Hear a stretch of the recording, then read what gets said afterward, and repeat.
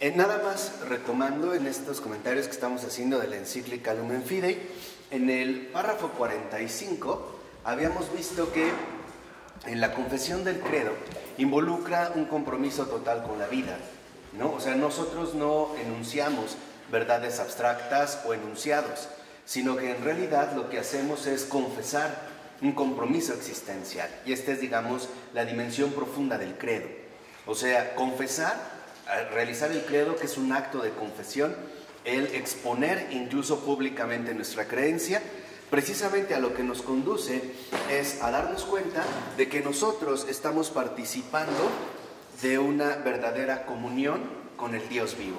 O sea, cada parte del credo no solo involucra una postura intelectual, sino que sobre todo nos va a comprometer con una vivencia en particular. Decir simplemente creo en Dios significa que no vivo de la misma manera que los que no creen en Dios, ¿no? Simplemente para redondear este aspecto. Cuando alguien dice creo en Dios, es porque entonces también estaría afirmando vivo con criterios que no vienen de mí, sino que me han sido precisamente aportados, transmitidos a través, en este caso, de la Iglesia, o sea, a través de su memoria viviente. De tal manera que entonces, cuando nosotros proclamamos el credo, no estamos afirmando una confesión personal. En la Iglesia, cada vez que se pronuncia el credo, nosotros entramos en una comunión universal, católica. No es una confesión personal, ahí no afirmamos lo que cada uno cree, o de lo que está convencido, o de lo que no está convencido. Lo que hacemos en este caso en concreto es participar de una memoria viva que nos ha sido transmitida por generaciones precedentes. En este caso nosotros participamos de esta confesión. Bueno, de tal manera entonces que ya en el apartado Fe, Oración y Decálogo, o sea en el párrafo 46, que es donde nos vamos a detener en esta ocasión, o donde nos vamos a comenzar a detener, en el párrafo 46 de la encíclica, que es este apartado, repito, de Fe, Oración y Decálogo, se afirma al inicio que otros dos elementos son esenciales en la transmisión fiel de la memoria de la Iglesia, que es lo que hemos resumido porque la habíamos visto la ocasión anterior. Y dice, en primer lugar, la oración del Señor, o sea, el Padre Nuestro. Entonces, en el 46, lo que se va ahora a comentar es la oración del Señor, o sea, el Padre Nuestro.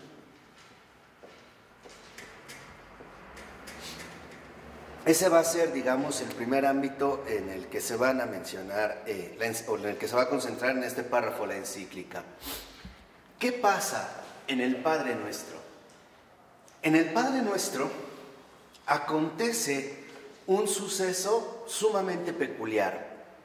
En ella, en esta oración, realmente nosotros aprendemos a compartir la experiencia espiritual de Cristo. Entonces, digamos que cuando nosotros recitamos el Padre Nuestro, estamos ingresando a la interioridad del propio Jesucristo. Estamos ya siendo partícipes de su experiencia espiritual. Nuevamente, vemos cómo el Padre Nuestro no es un invento humano, sino que en realidad es un acontecimiento profundamente espiritual. La oración del Señor es la experiencia espiritual de Cristo.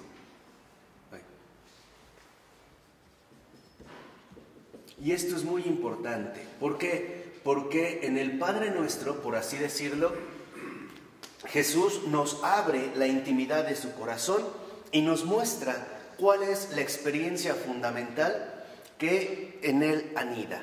Y en efecto, si nosotros analizáramos el Padre Nuestro, veríamos también que ahí encontraríamos la intimidad profunda de Jesús en su experiencia espiritual. O sea, nos está enseñando como hombres a vivir espiritualmente la comunión con Dios.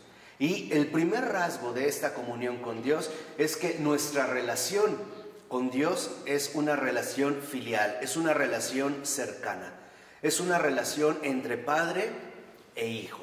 De tal manera que es justamente Él, por ser el Hijo, el que nos permite también participar de esta realidad auténtica. O sea, en nuestra relación con Dios estamos llamados a vivirla desde la experiencia espiritual de Cristo. ¿Cómo? Pues a través de la oración del Señor. O sea, a través precisamente del Padre Nuestro. Entonces, aquí vemos cuáles deberían de ser las prioridades centrales de nuestra propia vivencia espiritual. Y no solo esto, sino que también Jesús nos ofrece un modo de ver las cosas. Aquí lo dice la encíclica. En ella, en la oración del Señor, el cristiano aprende a compartir la misma experiencia espiritual de Cristo y comienza a ver con los ojos de Cristo. Entonces, en el Padre Nuestro, esta experiencia espiritual también nos permite asumir una visión que solo va a ser posible a través precisamente de los ojos de Cristo. O sea, empezamos nosotros a ordenar las cosas en una visión espiritual que Cristo nos ha puesto al descubierto. ¿Cuál es esta visión espiritual? Precisamente el dar incluso una jerarquía que nos permita detectar qué es lo más importante. Visión. Un modo de ver las cosas muy particular que Cristo nos está enseñando. Y lo primero que nos está enseñando es que cada vez que nosotros nos dirigimos a Dios, lo hagamos como hijos. O sea, lo hagamos diciéndole Padre. Y no solo esto, que al hablar de Dios como Padre, no solo considere que es mi Padre, sino que es el Padre común de todos los hombres. Y entonces, en esta simple visión de las cosas, nosotros vemos algo extraordinario. Cada ser humano aparece entonces como un hermano mío, ¿no? Por así decirlo, Cristo nos enseña la visión de la hermandad, la visión de la humanidad centrada en un mismo Padre. ¿Qué quiere decir? Que nosotros aceptamos la filiación interhumana, o sea, la relación entre hermanos, no porque seamos buenos, no porque a nosotros nos agrade, o no porque nosotros escojamos nuestro parentesco, sino porque estamos más bien vinculados a un Padre en común. ¿Qué quiere decir? Que entonces el fundamento real de la sociedad humana es el Padre. Ahí brota la comunión de la humanidad. Todos los hombres son acogidos por un mismo Padre. Y entonces vemos cómo en efecto ya no se trata de que nosotros nos obliguemos o como que nos veamos forzados a aceptar al otro como hermano. No es esto lo primero. Para que yo pueda realmente aceptar al otro como un hermano mío, como un semejante a mí, como alguien igual a mí en la relación con Dios, primero debo de aceptar que Dios es Padre y que es precisamente un Padre nuestro, el Padre de todos los hombres. No sé si esto queda muy claro, porque a veces tal parece que tenemos una tendencia grave hoy en día, y es querer establecer una especie de socialidad humana basado en criterios meramente superficiales. Por ejemplo, en criterios de bienestar e intercambio social y económico, ¿no? En el hecho de distribuir, por ejemplo, la riqueza. Pero esto no nos va a dar la hermandad. Esto no es la verdadera fuente de la hermandad. O sea, la sociedad, la verdadera sociedad humana es tal y se puede fundamentar como tal solo si hay un Padre. ¿No? ¿Qué quiere decir esto? Que la verdadera sociedad no depende de la justicia social. Es eso lo que quiero comentar. Sino que depende de que sea el Padre el fundamento real de esta misma comunión, de esta misma comunidad. Entonces, en estos ojos de Cristo, lo primero que aprendemos nosotros es a mirar una verdadera comunidad, pero que no depende de las relaciones humanas. Como muchos, a lo mejor, experimentos sociales se quisieron llevar incluso desde el siglo XIX, ¿no? Piensen en Marx o en algunos otros intelectuales que buscaban realizar una profunda transformación social. No, la verdadera comunidad, la comunidad que se da entre hermanos, únicamente puede ser tal si el Padre es el fundamento. De otra manera, las relaciones humanas no alcanzan su verdadera plenitud. No sé si esto queda claro, porque es realmente muy importante, ¿eh? El darnos cuenta que en estos ojos de Cristo se va a apelar a una comunidad, pero que no depende de las relaciones humanas en sí, sino que depende de que el fundamento sea justamente el Padre. Que reconozcamos que es el Padre el fundamento de todas las relaciones humanas y por lo tanto que el Padre es la única y auténtica fuente de la hermandad humana. Por eso nosotros podemos ver que cuando una sociedad excluye a Dios, se aniquila entre sí, se destruye entre sí. ¿Por qué? Porque entonces los criterios son completamente opuestos a la experiencia espiritual de Cristo. Por ejemplo, cuando se excluye a Dios de la sociedad, los criterios que van a empezar a emerger dependerán de las circunstancias prioritarias de los intereses individuales, ya sean económicos, ya sean políticos, culturales, etcétera, etcétera, etcétera. ¿Y esto qué es lo que va a generar? Conflicto. Cuando el Padre realmente es el fundamento, nosotros vemos que el siguiente punto para los hombres no es tratar de establecer su convivencia, sino santificar el nombre de Dios. Nosotros somos hijos adoptivos, sí, pero no de la manera en la que se da una adopción humana. O sea, yo puedo adoptar a un hijo o a un niño y tratarlo como hijo, pero saber que no es ni carne de mi carne, ni sangre de mi sangre. Con Cristo esto no ocurre así. ¿Por qué? Porque su carne es la carne humana que tiene toda persona. ¿Qué quiere decir? Que el Hijo sí tiene la misma carne de cualquier ser humano y también comparte la misma sangre de cualquier ser humano. En este sentido, nosotros sí somos verdaderos hijos por el Hijo. Es Él el que nos ha, digamos, se ha unido a nosotros de tal manera, humanamente, encarnadamente, concretamente, que esto es justo lo que nos ha permitido que nosotros nos unamos de esta manera tan concreta al mismo Padre. O sea, por decirlo así, Cristo cuando se encarna asume la realidad humana en toda su extensión, en su carne, en su sangre, en su cansancio, en sus aspiraciones, en sus alegrías, incluso en su propia muerte. Y por eso es que ahora cada ser humano se presenta ante el Padre como un verdadero hijo. ¿Por qué? Porque Cristo, precisamente, ha asumido la realidad humana de todos los hombres. Por eso el Padre Nuestro, ¿no? O sea, digamos... Pues se dice nuestro. ¿Sí? Cada vez que el Padre mira a un ser humano, ahí ve al Hijo encarnado.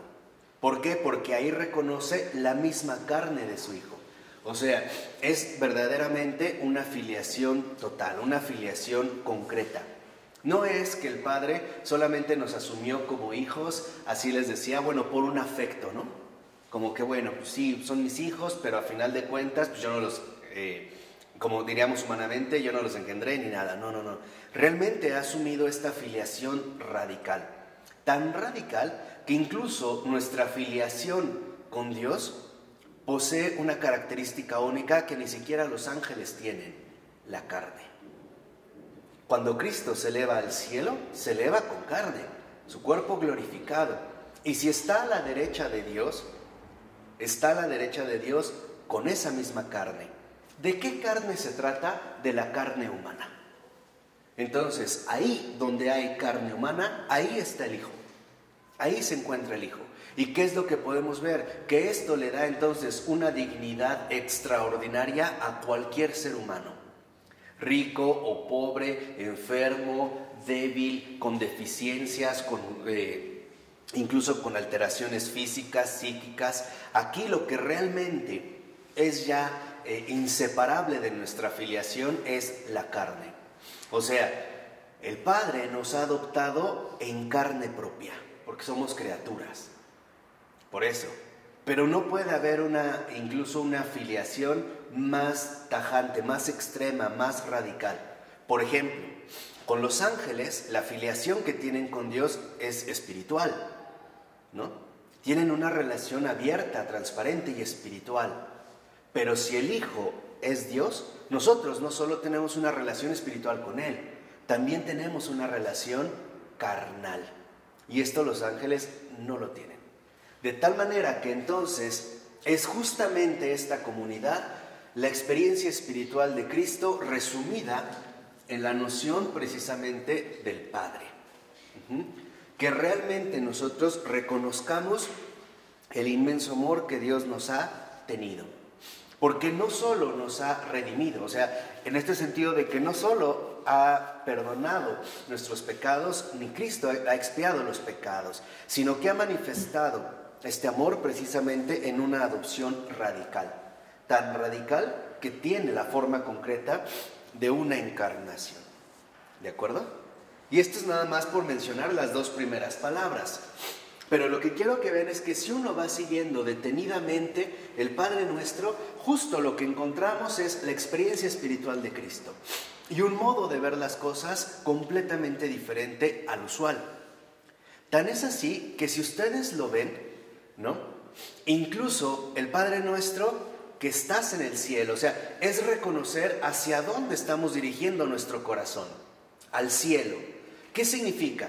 Que entonces todo lo que yo espero recibir no viene de esta tierra, viene justamente del cielo. Y al venir del cielo es algo que no me pertenece.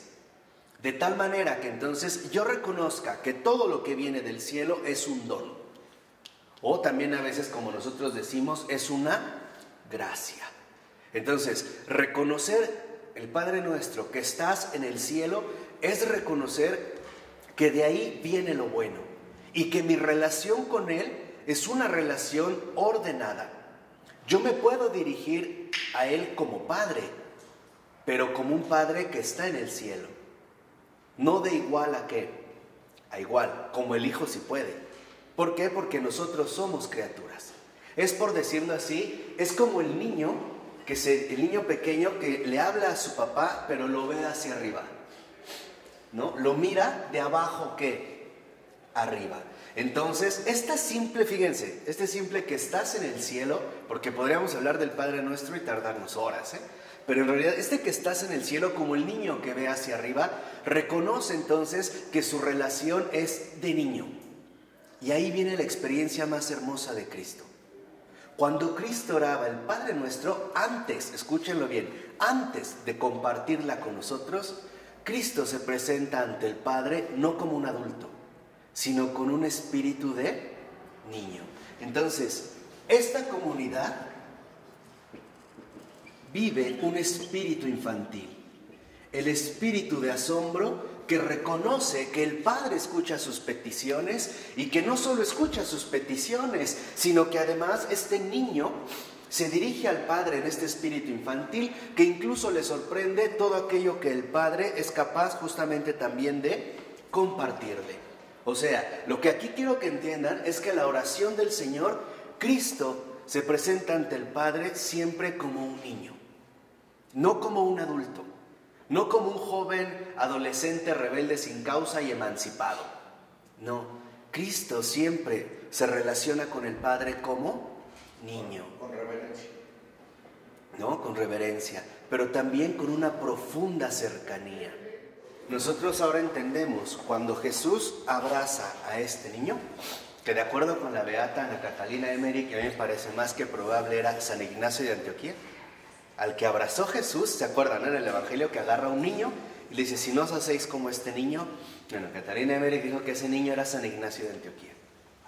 Y después cuando murió, que fue mártir, devorado por las fieras, ¿sabían que el corazón de San Ignacio de Antioquía se conservó incorrupto?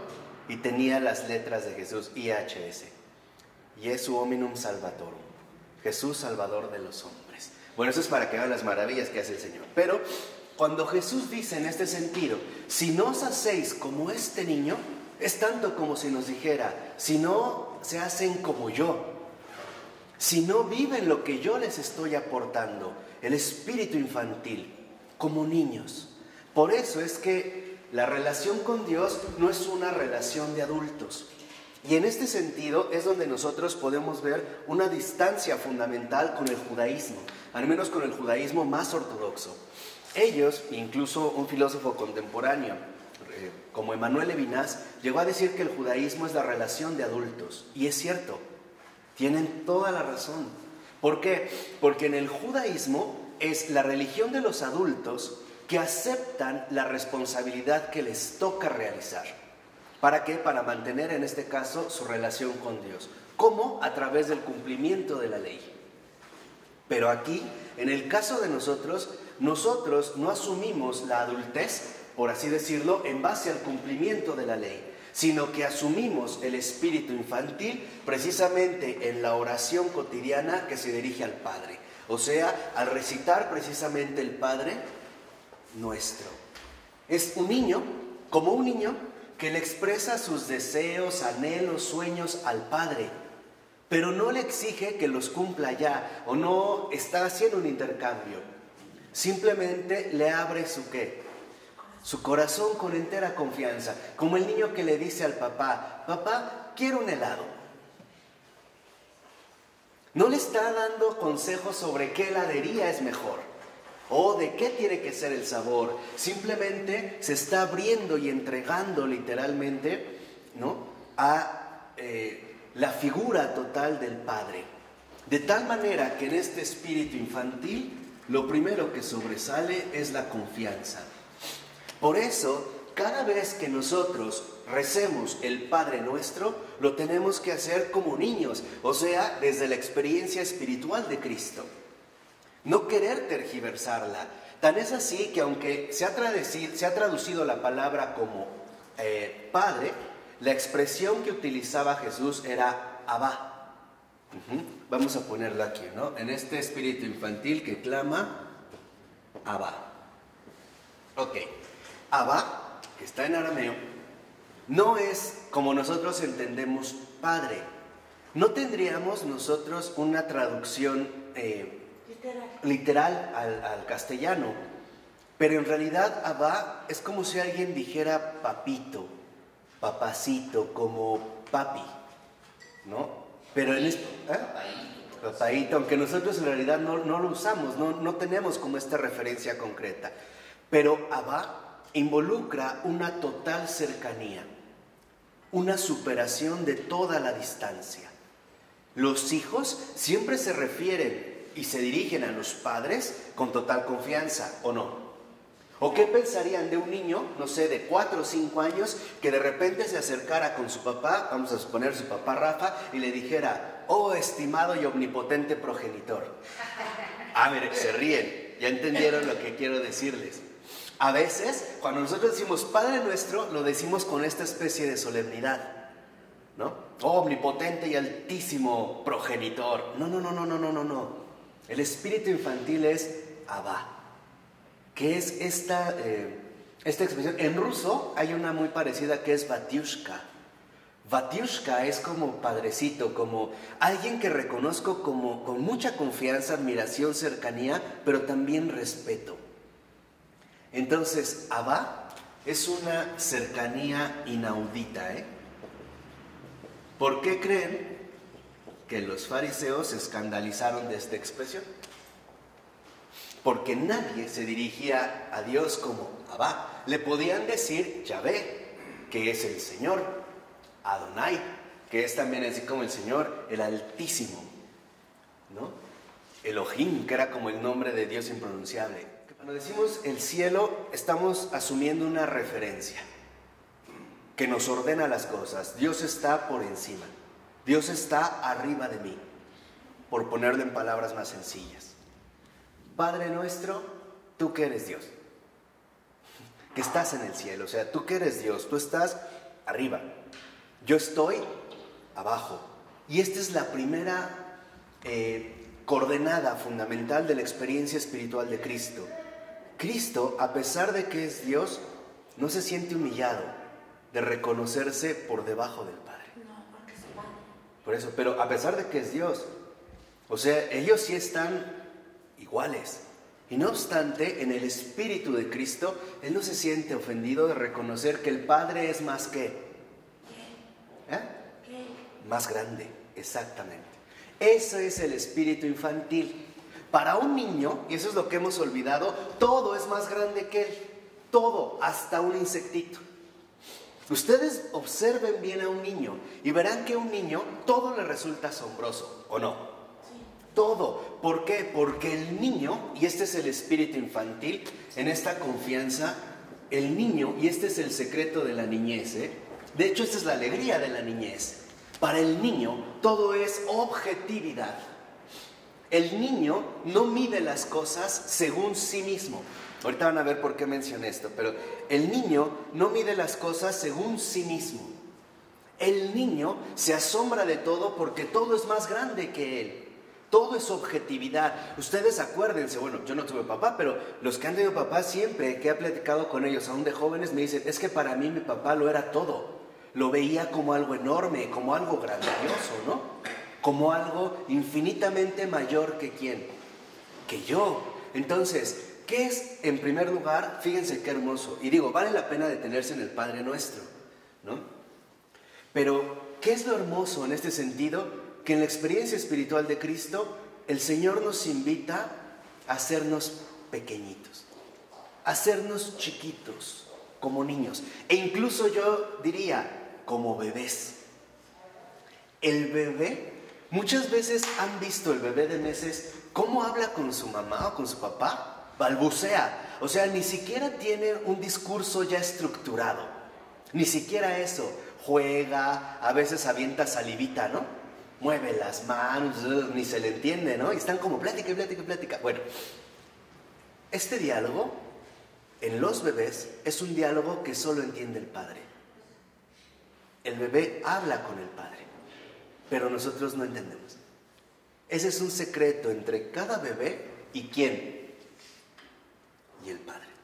El problema es que conforme nosotros vamos creciendo, ya perdemos de vista al padre y ponemos más atención en nuestras palabras.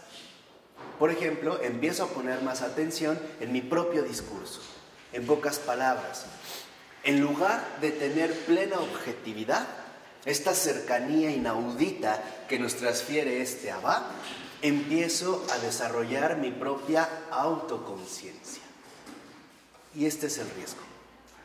Esto, tomen en cuenta lo que acabo de decir, porque esta es la siguiente parte muy fundamental. Sí, o sea, aquí lo que habíamos dicho del bebé, en estos secretos que solo el padre conoce, el problema es que conforme empezamos nosotros a crecer, vamos perdiendo de vista esta objetividad y empezamos a desarrollar la propia autoconciencia. O sea, ya pierdo de vista la objetividad y en pocas palabras empiezo a ser presa cada vez más de la subjetividad. En pocas palabras, empiezo a ser presa de mí mismo. Empiezo a quedar encerrado en mí y empiezo a medir todo según yo. Y por eso es que nosotros nos vamos empobreciendo. Por eso es que nosotros, en este sentido, vamos perdiendo gradualmente este espíritu infantil. Y no crean que es solo una cuestión psicológica, como algunas escuelas lo han querido proponer, por ejemplo, Vygotsky, entre otros, que tienen luces importantes. No es esto, es que nosotros perdemos de vista la experiencia espiritual de Cristo por una simple razón, porque nuestros papás también la perdieron. En ese sentido, por ello no es casual que unos pocos párrafos adelante, también la encíclica menciona la labor fundamental de los padres de familia. De hecho, y lo digo honestamente, el deber mayor de los padres de familia, y me dirijo a todos los padres de familia del mundo, es uno: velar por que sus hijos se mantengan en la experiencia espiritual de Cristo. Los padres están llamados a que sus hijos siempre conserven ese espíritu infantil. La labor de los padres es solo una: luchar, velar, porque sus hijos no pierdan la relación con Dios. Esa es la misión de los padres de familia, así de sencilla. Olvídense que mi hijo se vaya a estudiar a Yale, a Harvard, lo voy a mandar a Cambridge, le voy a comprar su condominio para que después viva de sus rentas, lo voy a mandar de viaje para que conozca el mundo entero, le voy a pagar su liposucción, su cirugía, le vamos a poner implantes, le voy a hacer su enorme fiesta de 13, 15, 18, 21 años. Esto es secundario. ¿Por qué? Porque si el padre de familia no promovió la conservación del espíritu infantil, va a dar cuentas muy serias. ¿Por qué? Porque está de por medio no solo el alma de este niño, el alma de mucha gente que también está encomendada a este niño. Déjenme ponerlo un poco más poéticamente.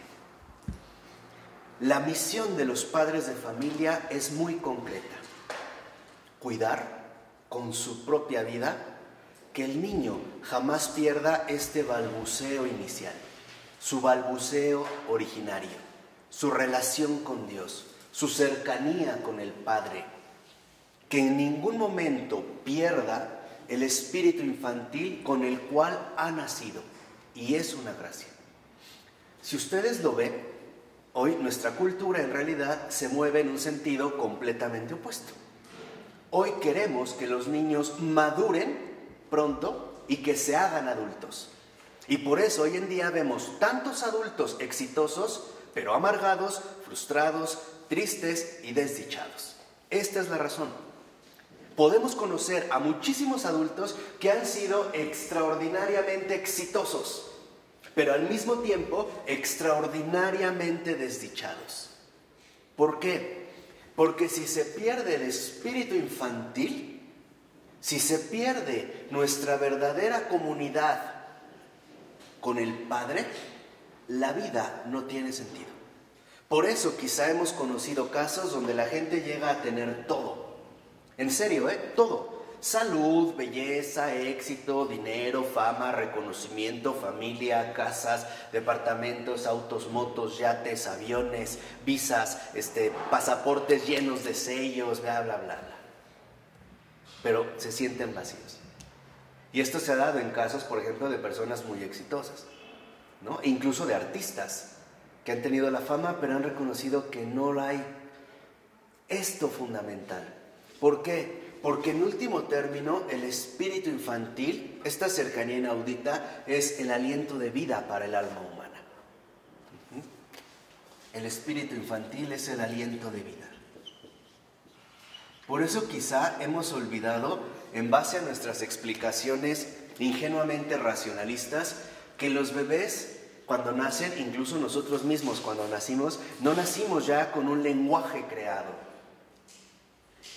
sino que nosotros primero nos ejercitamos en este diálogo íntimo, cercano con el Padre. Esa es nuestra base. Esa fue nuestra verdadera base. Y después nosotros estamos llamados a vigilar el desarrollo y el cuidado de este espíritu infantil. Que estos balbuceos, que esta cercanía no se pierdan de vista. Por eso es que los padres de familia tienen una responsabilidad enorme. Y justamente porque el Señor sabe que después en este desorden nosotros vamos a ir desarrollando la autoconciencia, o sea, me voy a ir quedando encerrado en mi propio yo, el Señor nos mandó un remedio extraordinario, el Decálogo.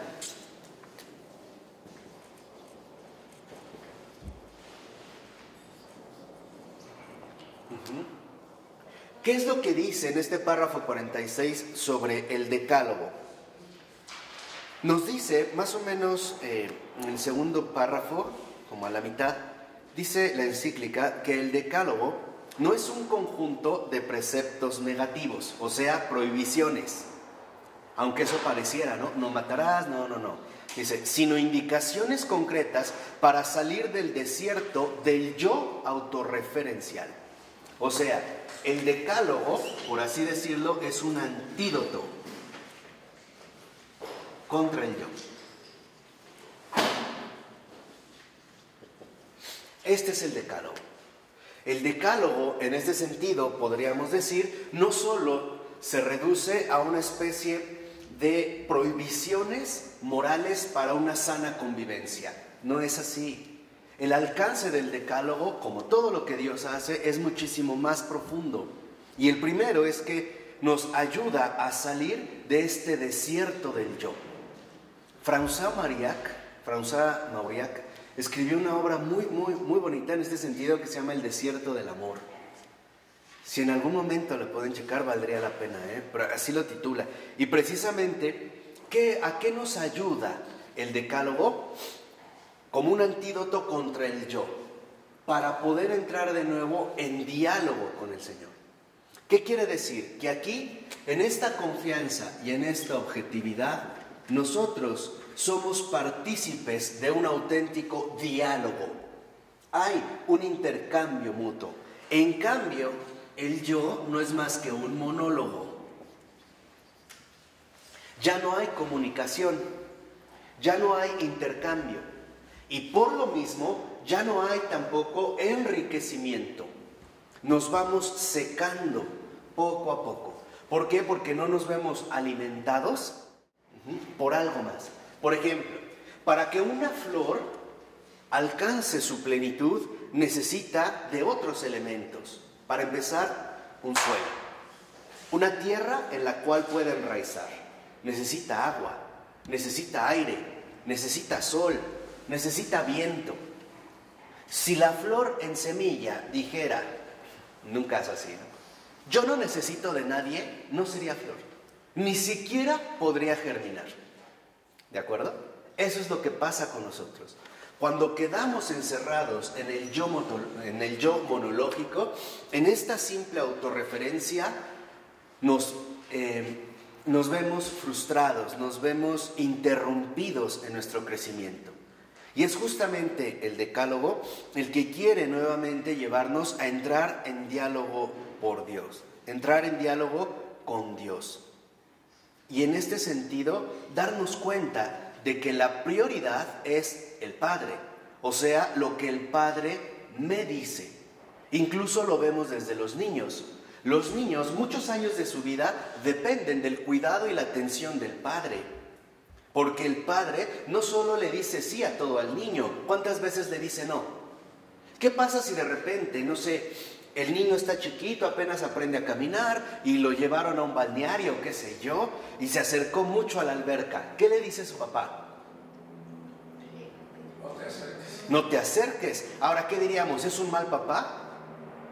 ¿Qué pensarían de un niño que volteara y le dijera, no, papá, estás atentando contra mi libertad, date cuenta que yo soy libre? Se vería como un monstruito, ¿no? No, le dice no. Y a veces incluso el papá tiene que ir por el niño. ¿Cierto o no? O sea, ¿qué quiere decir? Que en la relación con el Padre, precisamente en nos ayuda a salir de este monólogo, el decálogo, para escuchar lo que Dios mismo nos está diciendo. ¿Cuál es el monólogo? El que ya no haces caso de nada, sigues tus propios criterios, asumes tus propias convicciones, no te dejas guiar y quieres hacer todo por cuenta propia. Te cierras. O sea, ya no estás en un diálogo, sino que ahora eres presa de un simple monólogo. Si se los decálogos me vuelve a Abrir, claro. a un diálogo. Y este diálogo es un diálogo con el Padre, que es justamente lo que nos muestra en el decálogo. Y el decálogo, en realidad, no solo se reduce, vuelvo a insistir, a una serie de prohibiciones morales. No. Si nosotros profundizamos en el decálogo, lo primero que podemos darnos cuenta es de lo siguiente. El decálogo posee la siguiente forma. Hijo, no hagas esto, porque te amo. No sé si se entiende. Esta es la estructura esencial del decálogo. Es, hijo, no hagas esto, porque te amo.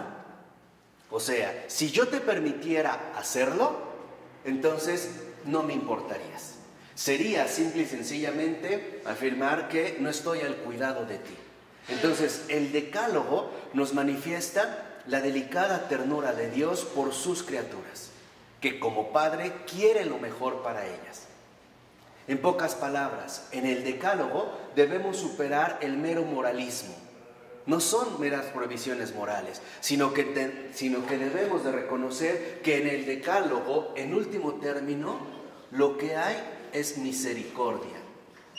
El amor por lo pequeño, el amor infinito por lo que requiere cuidado, el amor por aquellas criaturas tan chiquitas que si no son atendidas, vigiladas, cuidadas, se extravían, se pierden. Por ejemplo, cuando nosotros vemos el decálogo como una serie de prohibiciones, no estamos teniendo una relación filial con Dios. Lo vemos como un tirano, un déspota, ¿no? Que está tentando contra mi libertad, contra mi libre albedrío. Pero en realidad esto se da por una simple razón, porque cuando no reconocemos en el Decálogo la profunda misericordia de nuestro Señor y Creador, es porque el yo ya nos está estorbando. El yo creció de tal manera que ahora ya no nos queremos dirigir a Dios como niños, sino que queremos dirigirnos a Él de tú a qué, de tú a tú. Y entonces se va a ver literalmente como una lucha. Aquí es cuando nosotros vemos que el no de Dios no es un no privativo, sino que es un no positivo. Es un no por algo mejor. Cuando un hombre, por ejemplo, le dice un no a otra persona, por lo regular es un no privativo y a veces es un no anulativo. Ejemplo, no quiero volver a saber de ti. No me hables, córtalas, ¿no? Y ya, y de verdad, ahí quedó. No, cuando Dios dice no, es porque en realidad está buscando algo mejor. Y para eso habría que llevar a cabo una cierta renuncia. O sea, la negación de Dios es una negación profundamente positiva. Cuando Dios dice no, es no por algo mejor. Y en ese sentido, el no se convierte en una entera prohibición. Por ello, si lo vemos unos renglones abajo, dice la encíclica, el Decálogo es el camino de la gratitud, de la respuesta de amor, que es posible porque en la fe nos hemos abierto a la experiencia del amor transformante de Dios por nosotros. Y en efecto es así. En el Decálogo, como un antídoto contra el yo, lo que también debería de brotar del corazón humano es una profunda gratitud. ¿Qué es lo que agradecemos? Pues que el Dios Padre se preocupe por nosotros, de que esté al pendiente de nosotros, que incluso me haya guiado de tal manera que me ha conducido a terrenos buenos. En pocas palabras, ¿qué es lo que agradezco? Que Dios se haya tomado la molestia de dirigir mi vida. ¿Para qué? Para que no me pierda.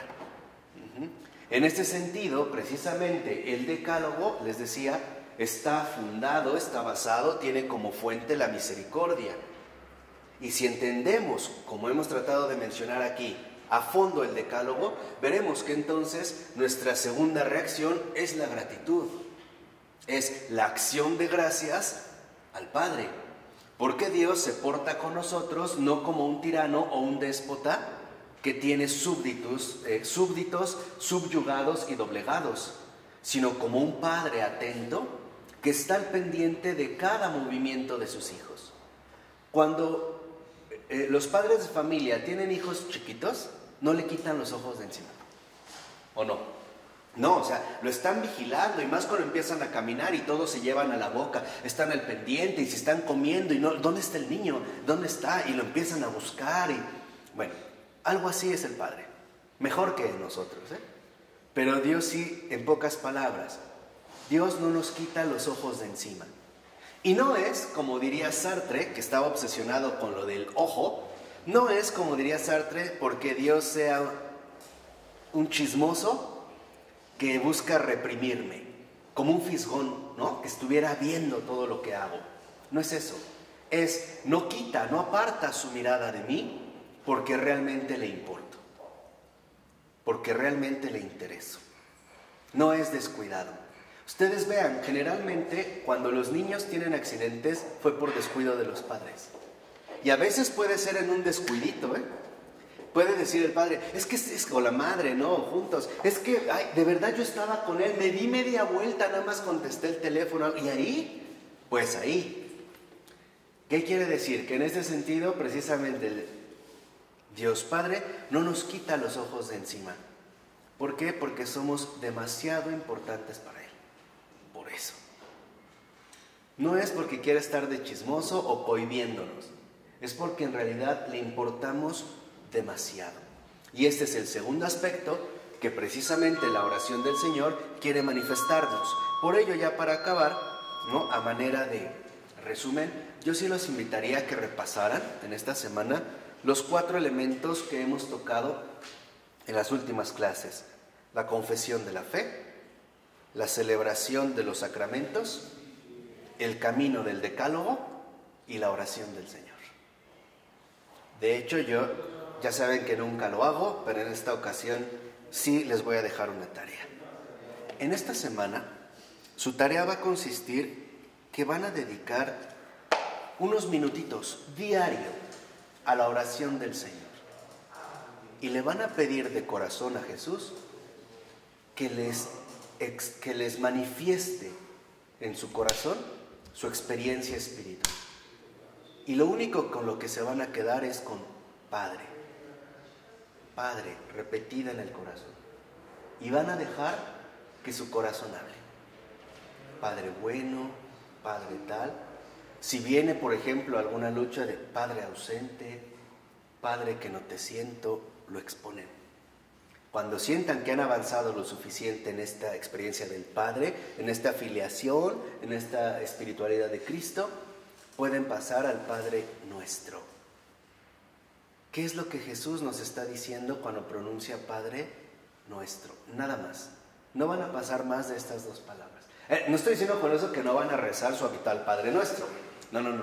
Esto nada más es para profundizar en la experiencia espiritual de Jesús. O sea, para que nosotros logremos experimentar al niño Jesús.